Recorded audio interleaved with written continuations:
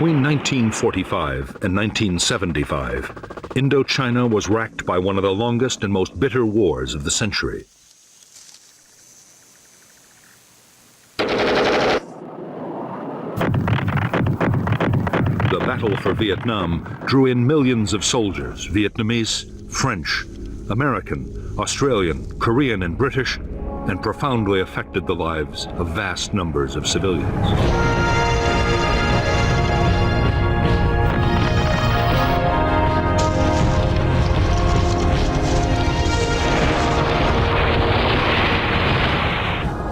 The American War, which lasted from 1960 to 1975, was a conflict fought with extreme ferocity and destructiveness.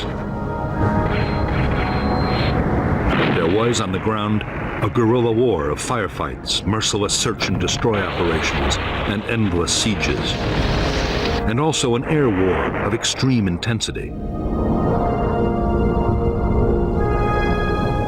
8 million tons of bombs wrought havoc on the landscape and people.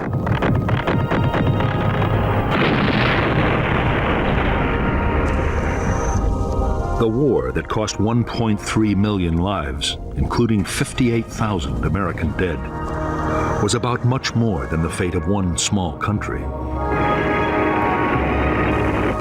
20 years before the first American combat soldiers set foot in Vietnam, the seeds for America's war had been sown.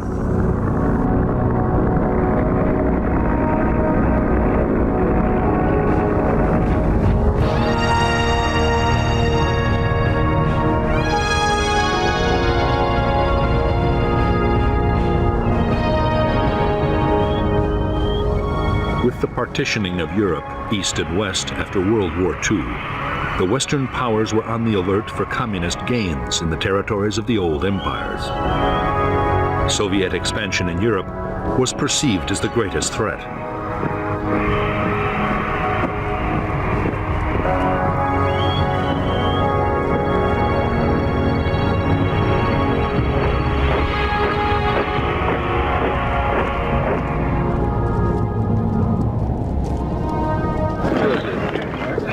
In October 1949, Mao Zedong proclaimed the People's Republic of China.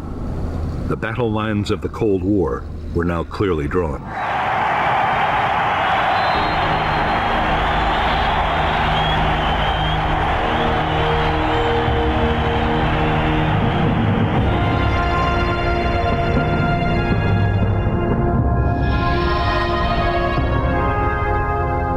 To American strategists, the communist victory in China fueled the fear of Soviet and communist expansion.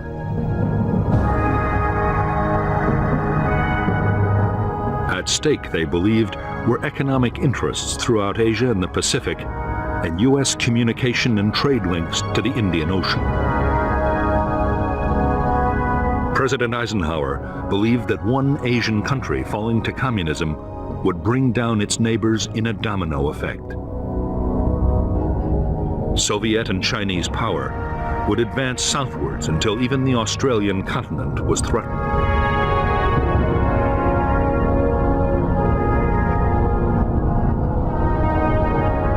It was Indochina that seemed to hold the key to the future of southern Asia.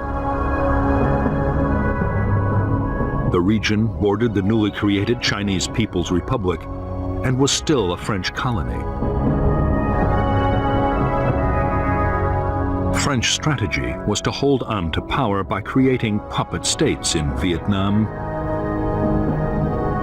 Laos, and Cambodia. The biggest obstacle to the French plan was the Viet Minh, a huge Vietnamese independence movement.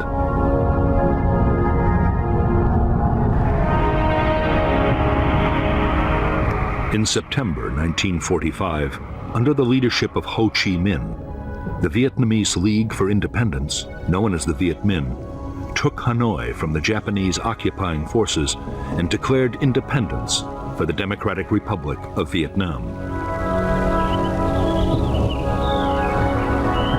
In the south, the Japanese surrendered to the British. However, France still considered Vietnam her colony. General Gracie, the British commander, ordered the Japanese rearmed to fight the Viet Minh to retake the colony. Thus the French Indochina War began.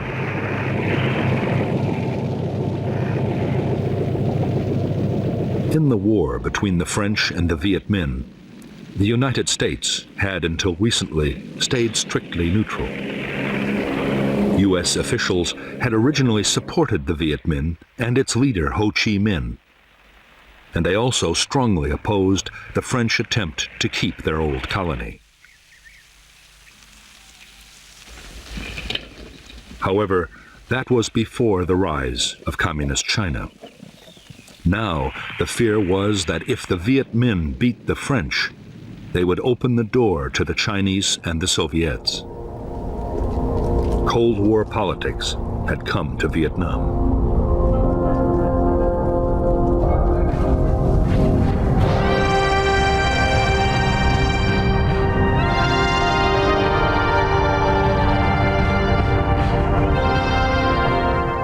The Soviet Union and China recognized the Viet Minh as the only legitimate government of Vietnam in January 1950. Already China was giving Ho Chi Minh arms, ammunition, and training bases.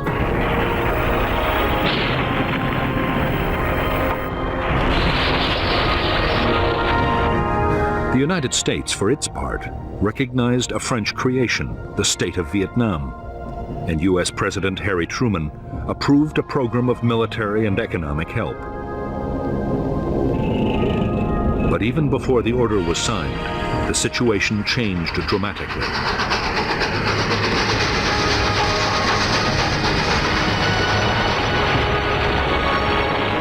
In June 1950, war broke out in Korea.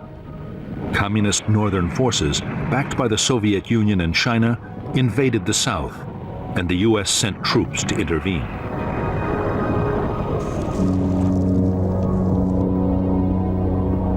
By October, American units were locked in combat with Chinese divisions on the Korean battlefield. Now, it seemed to the United States more important than ever to contain China on every possible front. That meant a massive increase in backing for the French in Vietnam.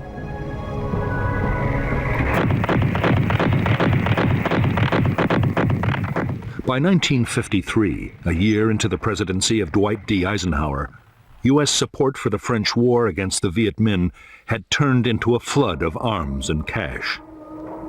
The United States paid 3/4 of the cost, a staggering $1 billion in 1954.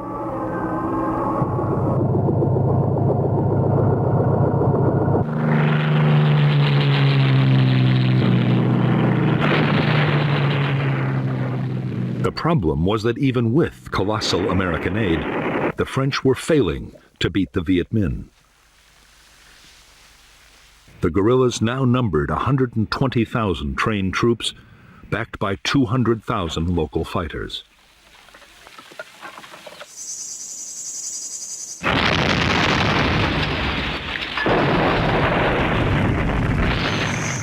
As French casualties passed 50,000, in France, the public grew weary of the seemingly endless war. There were calls for negotiations with the Viet Minh. Pressure for talks grew even greater as the conflict in Korea ended. But Eisenhower and his Vice President Richard Nixon were dead set against any compromise.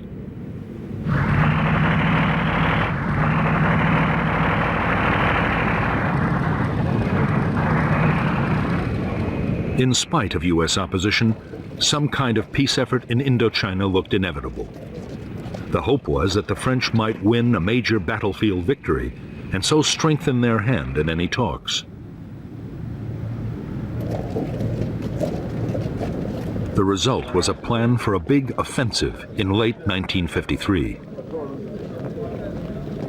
The main effort would be in southern Vietnam, but the French also meant to launch a blocking operation in the north that just might deliver a major victory.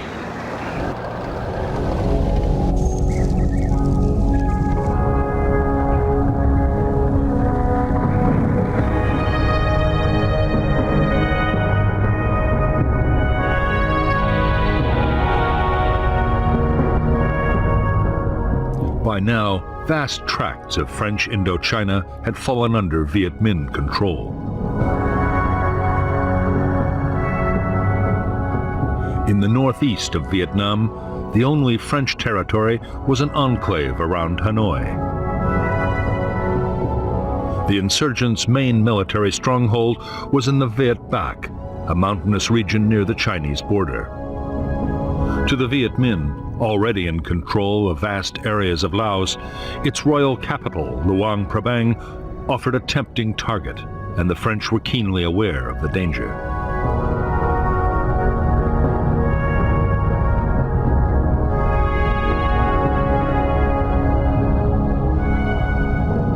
The French plan was to create at Dien Bien Phu, deep in hostile territory, a fortified base which would threaten the enemy's supply lines to Laos. Just as important, the fort might act as bait, luring the Viet Minh to attack with their best troops. The base could be supplied from Laos overland, and it could also be reinforced by air. The result they hoped for would be a set-piece battle that would allow superior French firepower to inflict a decisive defeat on the Viet Minh.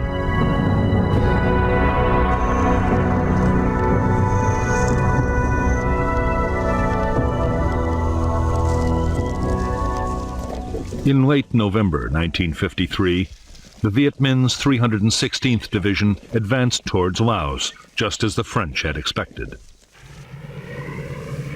On November 20th, 800 elite French paratroopers, including a battalion of the Foreign Legion, were dropped near Dien Bien Phu. The reaction of the Viet Minh was to march elements of 5 more divisions towards the French camp.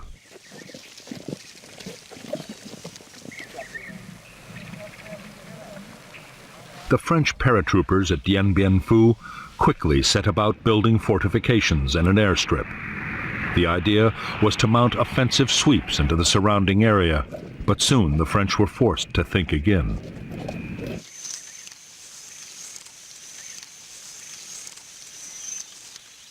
As the Viet Minh massed around the base, it became suicidal to venture far outside. Within 2 months, as the noose around Dien Bien Phu was drawn ever tighter, even a fighting withdrawal was no longer an option for the French.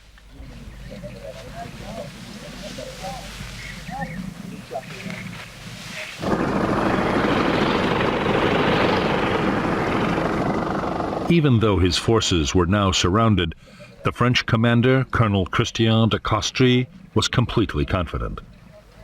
He was certain that aircraft could supply all the base's needs. Only enemy artillery posed any real danger.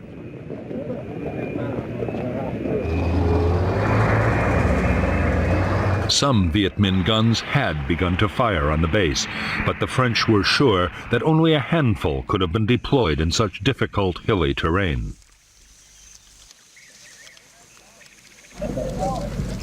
As for Viet Minh supplies and reinforcements, French air power would make sure they never reached Dien Bien Phu.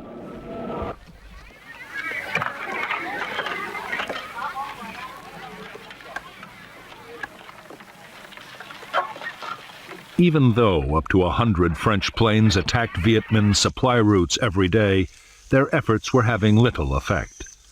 Too often, aircraft were grounded by the weather, and in any case, the Viet Minh were masters of camouflage and deployed huge numbers of anti-aircraft guns.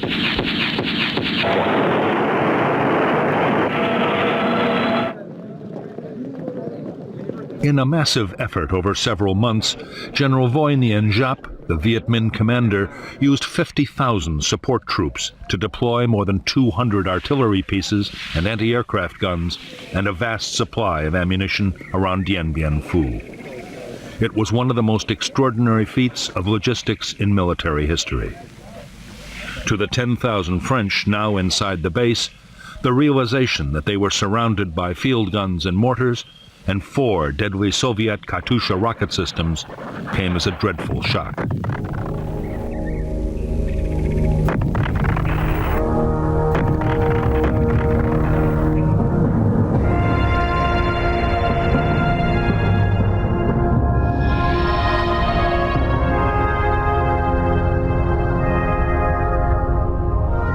The French base at Dien Bien Phu had been sited on a flat valley floor.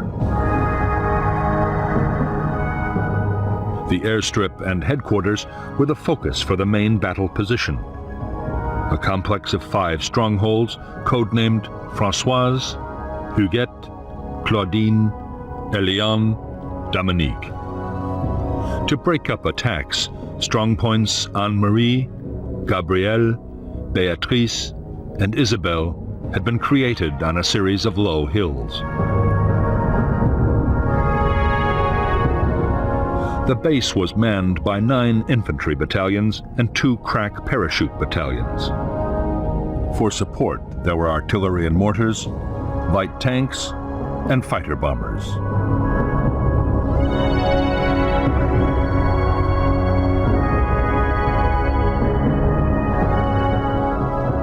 By early March 1954, 49,000 Viet Minh had deployed around Dien Bien Phu. 3 infantry divisions and 2 independent regiments were supported by the field guns of the 351st Heavy Division on the hills to the east, and by heavy mortars on all sides. Anti-aircraft guns were secretly placed to cover the air routes in and out of the valley.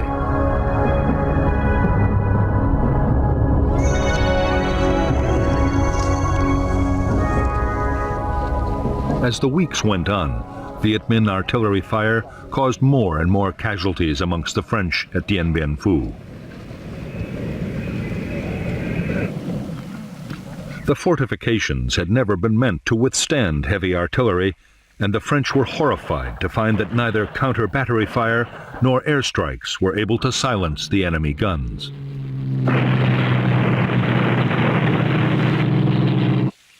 They were too well dug in to hillside caves and bunkers, and too well camouflaged. Any day now, the French knew, they would face an all-out enemy attack. It came on March 13th, 1954.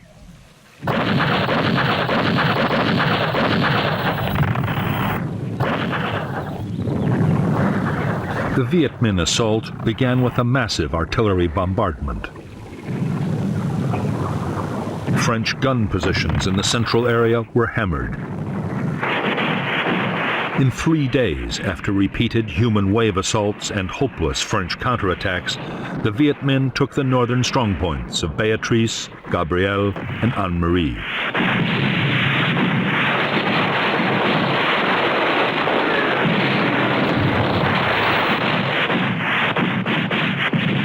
The loss of their northern outposts cost the French 1,500 men. The Viet Minh had suffered much worse, nearly 7,000 killed and wounded, but they had proved that the French defenses could be overcome.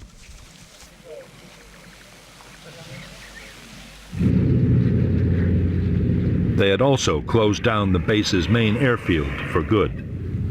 The French would now have to depend on parachute drops for supply and reinforcement.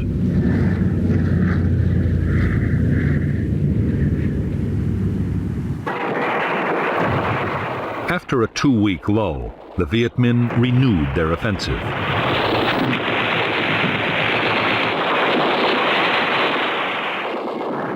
The battle raged for a fortnight, with the French contesting every foot of ground.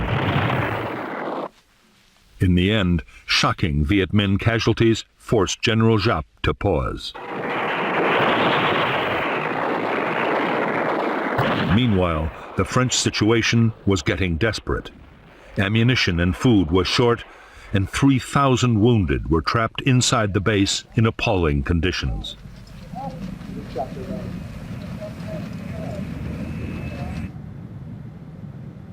With disaster looming on the battlefield, the French appealed to the United States for help. There was a plan to use American bombers and even to drop 4 nuclear weapons, which was codenamed Operation Vulture. But Eisenhower ruled out any American military intervention unless other allies took part. None agreed to help. The French at Dien Bien Phu were to be left to their fate.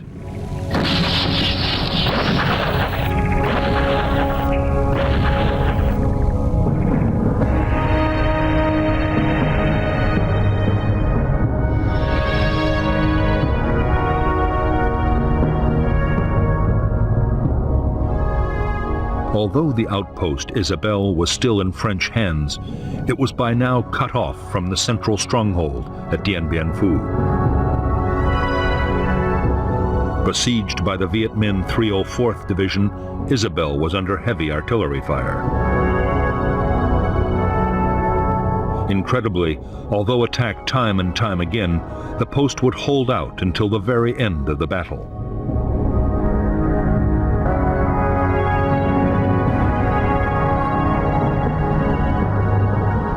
In the central sector, Strongpoint Françoise had been abandoned, and the Viet Minh had captured Dominique along with part of Elian and Huguet.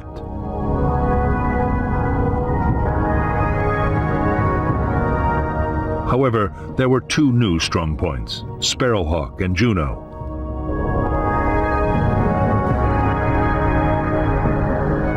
Meanwhile, the Viet Minh had adopted new tactics in an attempt to reduce their terrible casualties. Secretly, they had dug more than 50 miles of trenches, creeping right up to the French perimeter. The final Viet Minh assault came on the night of May 1st, 1954.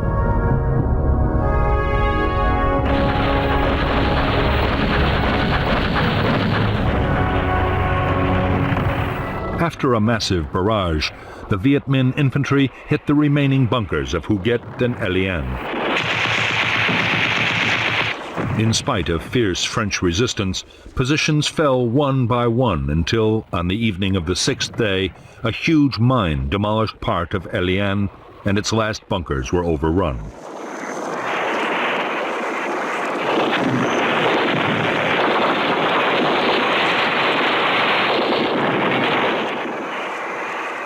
At 5:30 p.m. on May 7, 1954, Vietnamese forces occupied the French command post, and the French commander ordered his troops to cease fire.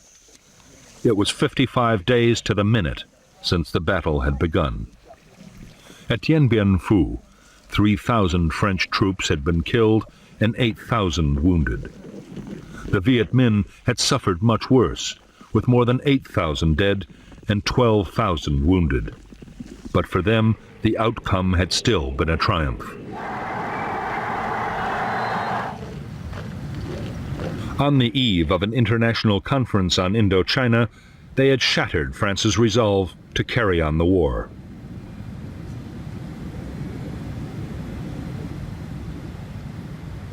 The Viet Minh expected that the negotiations at Geneva would open the way for full Vietnamese independence and a major role for them in running the new country.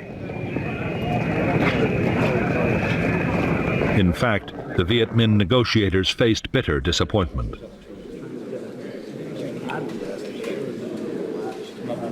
Behind closed doors, Chinese Prime Minister Zhou Enlai struck a deal with the French and forced Ho Chi Minh to agree that the country be divided into two zones.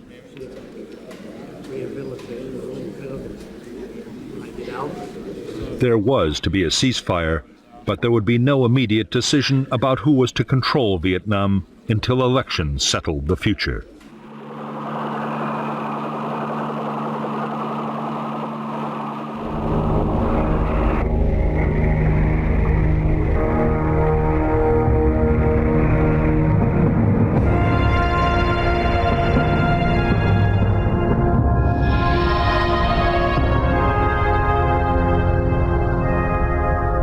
After Dien Bien Phu, the Viet Minh had controlled nearly 3/4 of Vietnam and parts of Laos and Cambodia.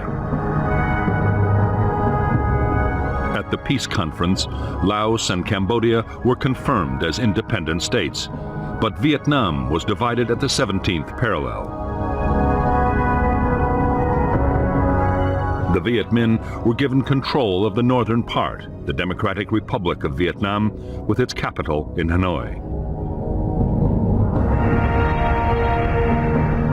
In the south, the state of Vietnam was to be run from Saigon. A demilitarized zone was established between the two regions.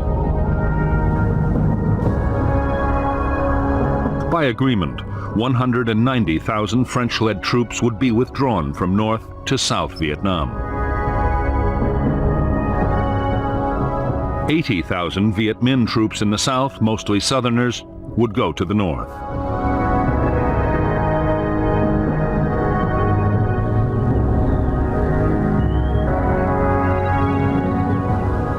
For the French, the prospect of withdrawing from the northern part of Vietnam was deeply humiliating. However, they still assumed France would continue to play a major role in the south. The illusion would not last for long. France's role was already being taken over by the United States.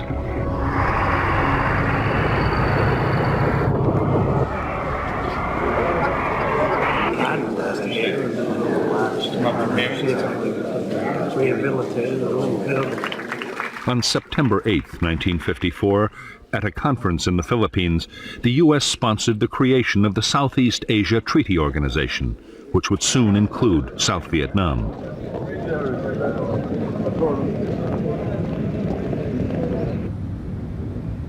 The Americans were now dealing directly with the new South Vietnamese government, led by Prime Minister Dien.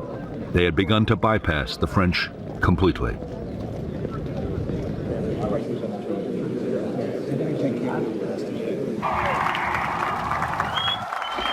On October 9, 1954, the Viet Minh 308th Division, veterans of Dien Bien Phu, marched in triumph into Hanoi, in accordance with the Geneva Agreement.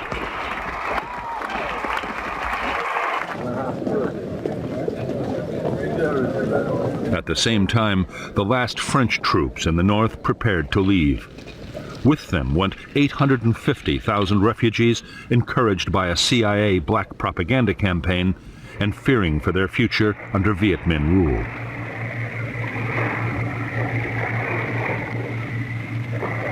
Before the very eyes of the French and the Vietnamese people, Vietnam was crystallizing into two separate states, each with its own government, its own army, and its own Cold War allies.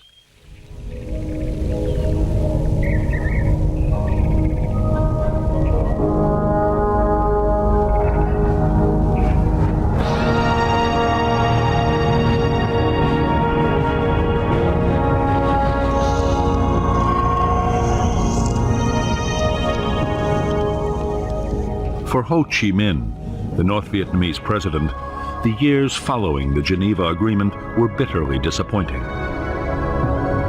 Ho was adored by millions of Vietnamese, North and South, as the man who'd driven out the French. But he had only won half a victory. South Vietnam, backed by the United States, refused to hold the elections that had been agreed at Geneva, the elections Ho had counted on, in which the U.S. knew he would win, to reunify the country. Everything pointed to the fact that the division of Vietnam would be permanent.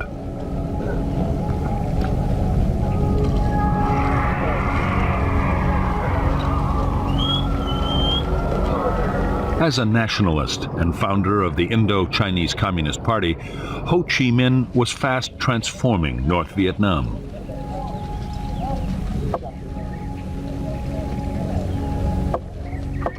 The party took control of almost every sphere of life. The reconstruction of the war-ravaged economy was pushed ahead at incredible speed.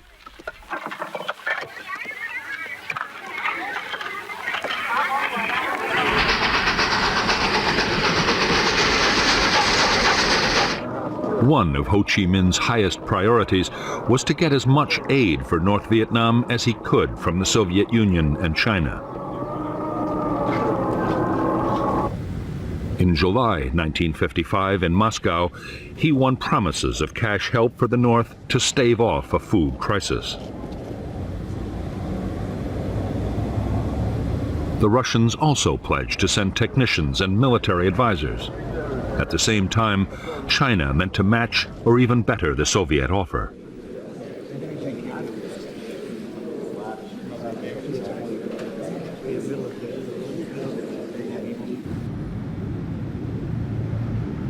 Although Ho Chi Minh's greatest ambition was to reunify North and South Vietnam, so far he had urged his followers to be patient. He had refused to back guerrilla warfare against the South. Both China and the Soviet Union were also insisting on caution. But by 1958, pressure to back an armed campaign was mounting.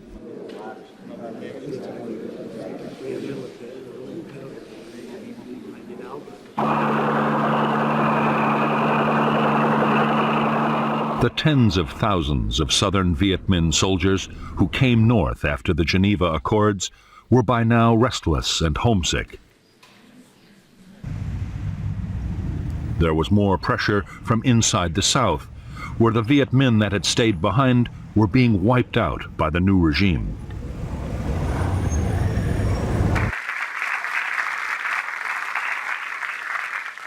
In the northern government, an increasingly powerful faction of Southerners, led by Le Duan, the Communist Party General Secretary, was also arguing for strong measures. In January 1959, with Ho Chi Minh's blessing, the North Vietnamese Communist Party voted to support armed revolution in South Vietnam. To help the campaign, 4,500 Viet Minh Southerners were prepared for infiltration back into the South.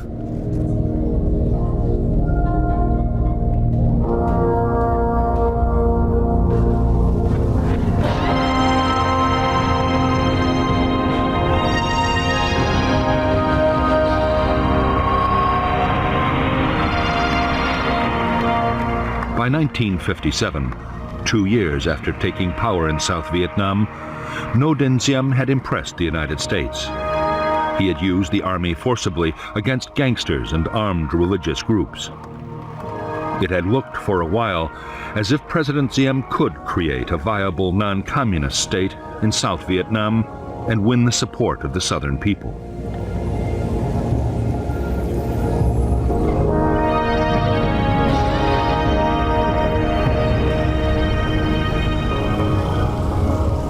In fact, Diem had no intention of introducing the democracy or the social reforms that the United States wanted.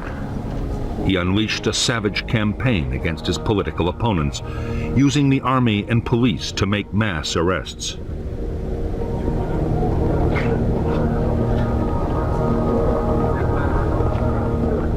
There was widespread torture and summary executions.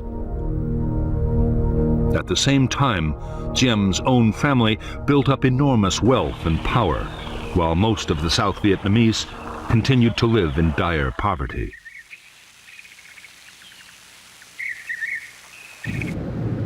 By September 1960, to the immense frustration of the United States, which was pouring in aid, Diem's regime was detested by vast numbers of South Vietnamese.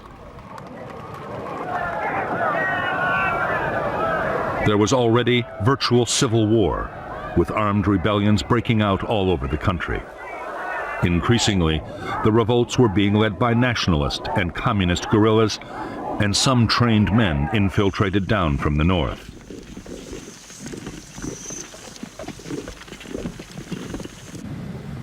Over 12 months, 1,400 local government officials and civilians were killed, and a further 700 kidnapped. In South Vietnam, the guerrillas began to mount bold attacks on military posts, convoys, and railways.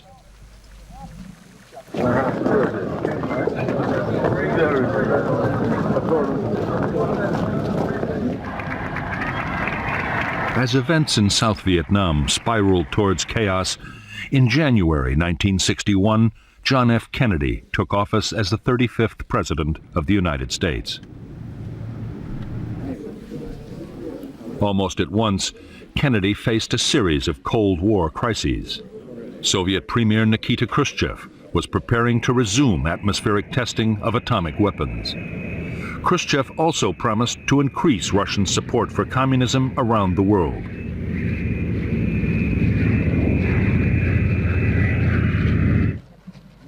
The climax came in August 1961 with a tense standoff in Europe as the Russians sealed off East Berlin and began to build the Berlin Wall.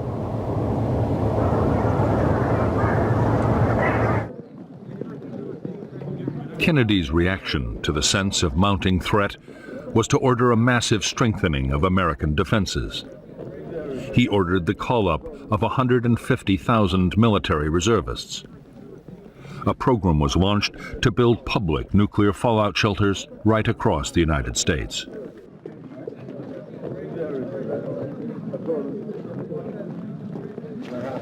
There was a surge in arms production, especially of strategic nuclear weapons.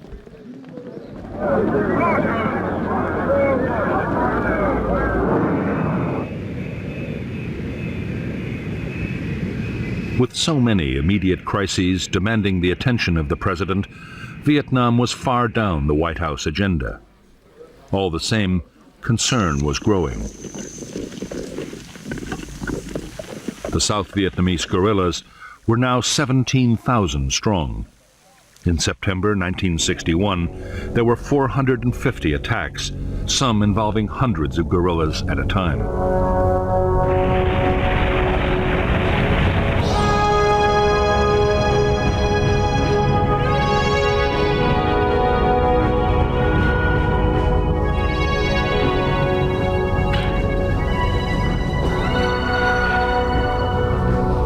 Shortly after the decision to mount an armed revolution in South Vietnam, an organization had been created to control the military and political effort.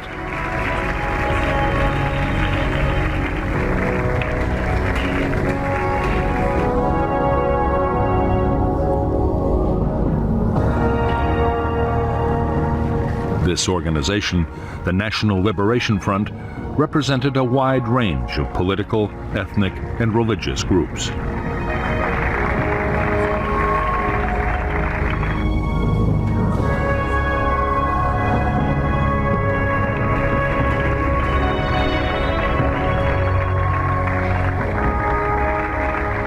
The military wing of the NLF was the People's Liberation Army. The army included guerrillas who had been sent down from North Vietnam, Viet Minh veterans, and local armed groups.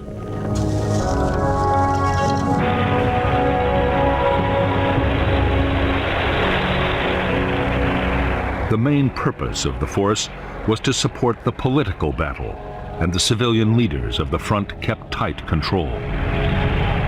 President Dien christened them the Viet Cong, the Vietnamese Communists, and the name stuck. The Viet Cong meant to follow the same kind of political and military strategy that had won the war against the French. Politics, diplomacy, and violence would be carefully coordinated so each always worked with the others. For the time being, military activity would take second place to the political effort. Many hoped that a full-scale war would never be necessary.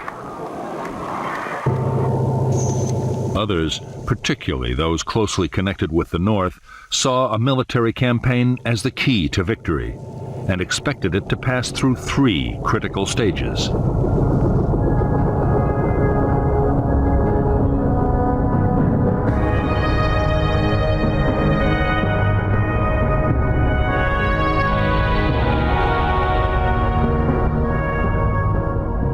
In the first phase of the revolution, with the National Liberation Front's insurgents greatly outnumbered by Saigon's army, the task for guerrilla units would be to survive in the face of government attack.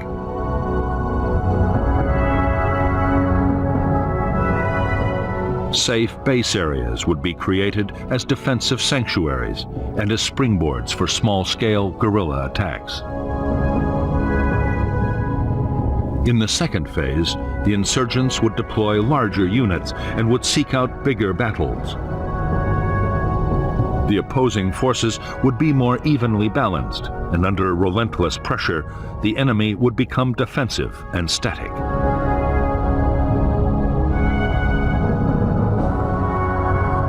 In the third phase, at the key moment when the NLF became stronger than the government army, they would launch large-scale assaults against enemy installations and seek out decisive conventional battles.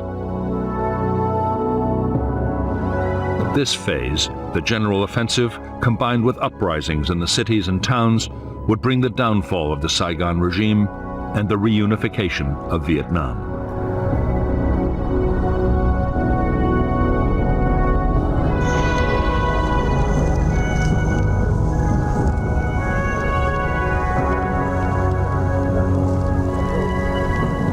While the revolution was in its early phase, the NLF meant to build up its organization as fast as it possibly could.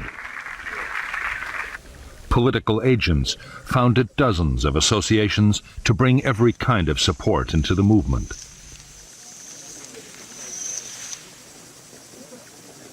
There were associations for women, farmers, students, and workers.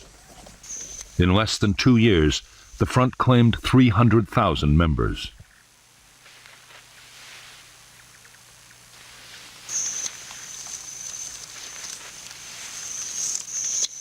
At the same time as it built up grassroots support, the NLF meant to intensify its military operations. Bigger attacks on government forces would gain the movement prestige. Meanwhile, intensive training and preparation by North Vietnamese officers would forge the Viet Cong into an efficient and formidable fighting machine.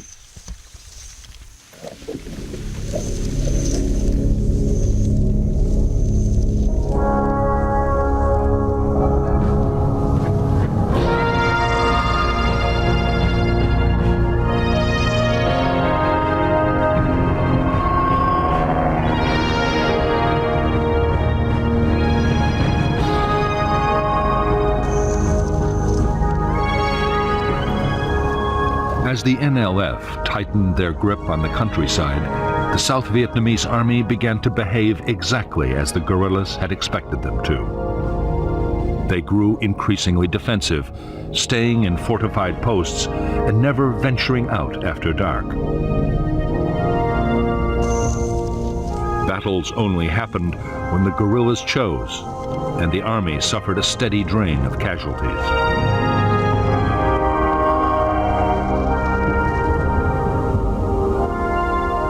By now, there were 900 American military advisors in South Vietnam, charged with building up and training the South Vietnamese armed forces.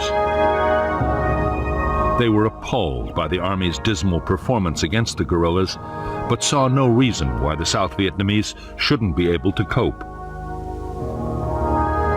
What they wanted was a much more aggressive approach.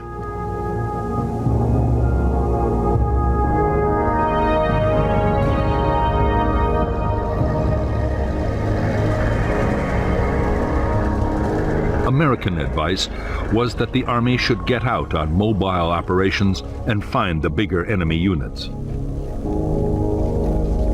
The Civil Guard and militia could look after local security. The Americans developed a counterinsurgency plan, supposed to better coordinate the different forces, but progress on the ground was painfully slow.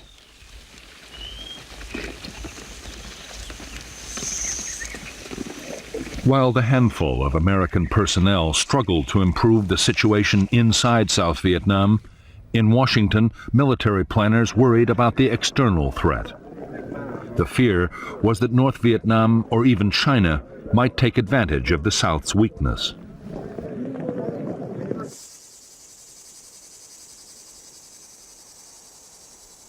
Already, with the approval of the White House, a contingency plan had been drawn up for putting in American combat troops if an invasion looked imminent.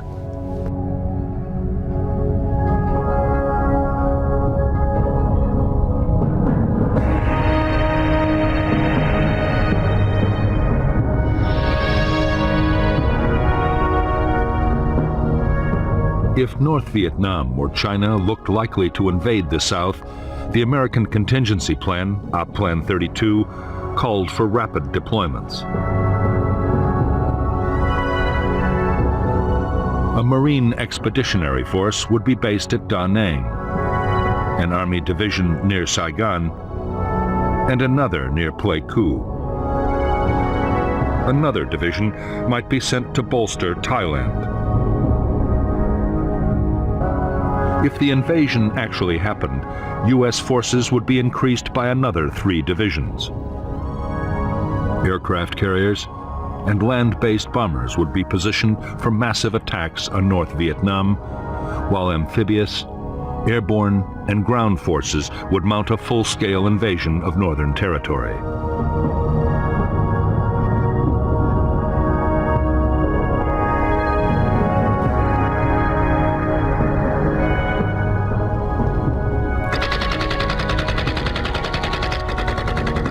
By now, the guerrilla war in South Vietnam looked so dangerous that American military planners believed the country might collapse even without a northern invasion.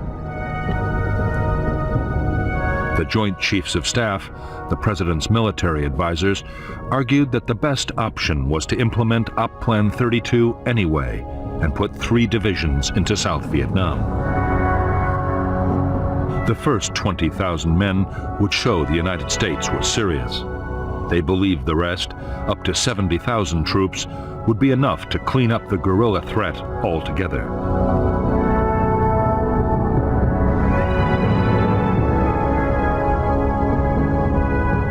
Although the Secretary of Defense, Robert McNamara, was in favor of sending in troops, President Kennedy had no desire to embroil American soldiers in an Asian guerrilla war. But neither could the president afford accusations that he was soft on communism. In November 1961, Kennedy approved a compromise plan drawn up between McNamara and the Secretary of State, Dean Rusk.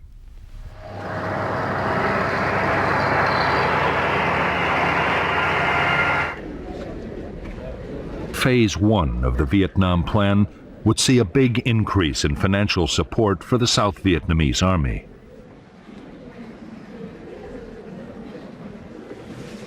The number of American military advisors in Vietnam would be raised to over 3,000. More American equipment would be sent, including helicopters, 300 pilots to fly them, and maintenance personnel.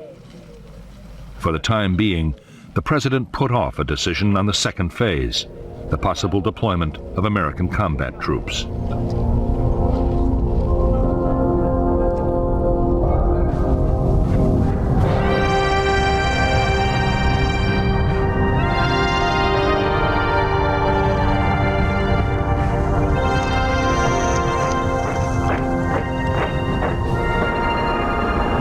By the end of 1961, the South Vietnamese Army was being expanded to 200,000 men. South Vietnam also had Marine units, a small air force flying American aircraft, and a Navy for coastal patrol. As well as the regular armed forces, there was the 68,000-man paramilitary Civil Guard and various local militia.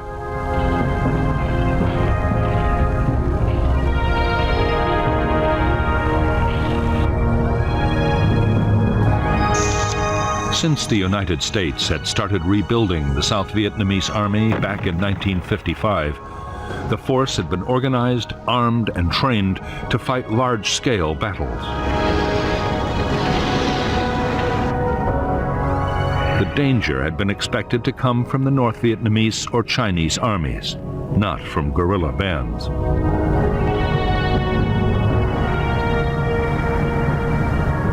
Commanders had been taught to mount big operations and to use massive firepower wherever they could.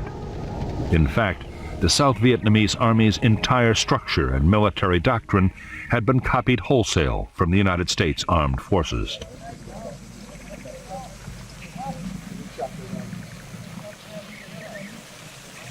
Senior American commanders had no doubt they were teaching the South Vietnamese the right tactics for the war they had to fight. Their main worries were about leadership and morale. President Dien had appointed his generals for their political loyalty rather than their abilities. while junior officers' promotions depended on family connections. As for the men, they were sometimes so poorly supplied they had to steal food. Desertions were running at 400 a month.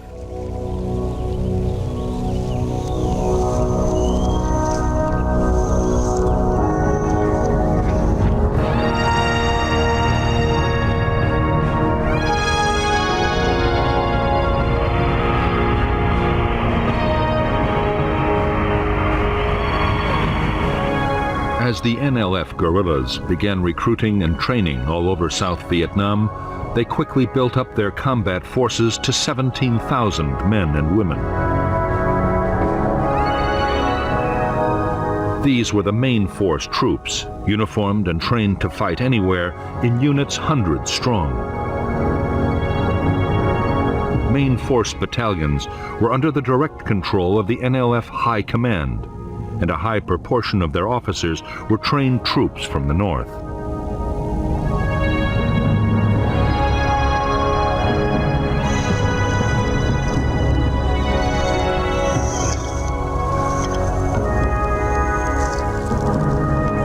The NLF were also creating regional and local forces.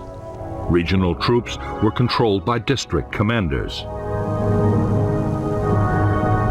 They were less well armed and trained than the main forces, but their scattered units could come together to create powerful formations whenever they were needed.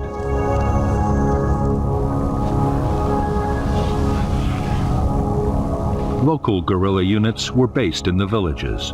They were part-time soldiers whose main job was to defend areas where the NLF was gaining control.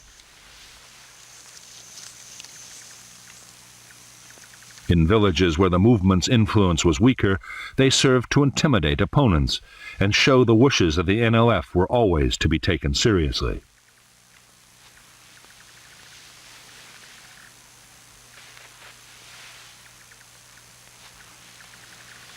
The vast majority of new recruits to the NLF were teenagers with no military experience. In the hamlets, they were organized by political officers into three-person cells. Long ago, the Chinese Communists had found that three made for a group more tightly knit and loyal than any other number.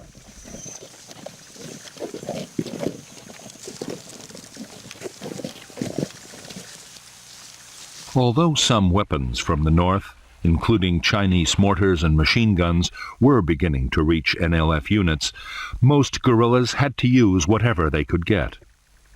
Rifles and equipment captured from the government army or left over from the French War made up the bulk of the arsenal.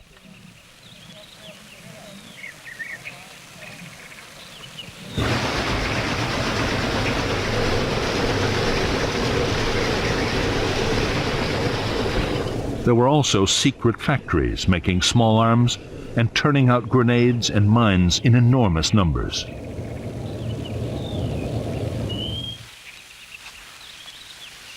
Local forces depended on even more primitive weapons. Some were designed mainly to frighten intruders, but others were extremely dangerous. Punji traps, sharp spikes hidden in pits, could easily disable an enemy soldier. Punjis were often contaminated to increase the risks of infection.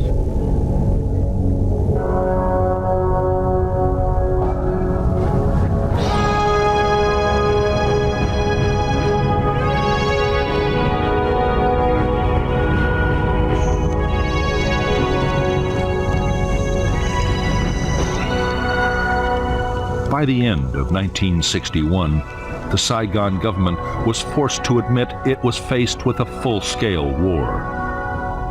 Every week, over 1,000 people were being killed.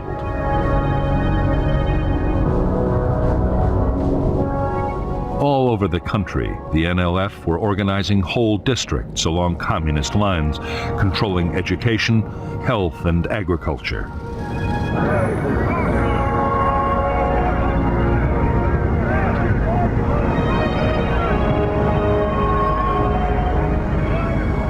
There were over whole areas which had seen no government troops or officials for years.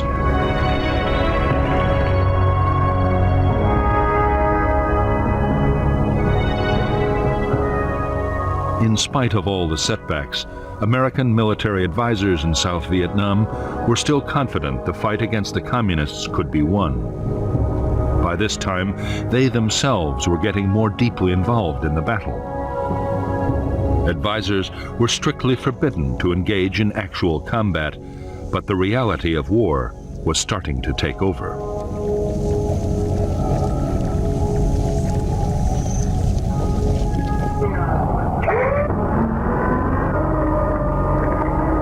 On December 11th, the helicopters promised by President Kennedy arrived at the Saigon docks.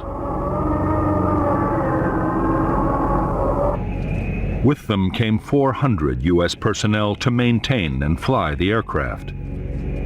Within weeks, the helicopters and their American pilots would be in action on the Vietnamese battlefield.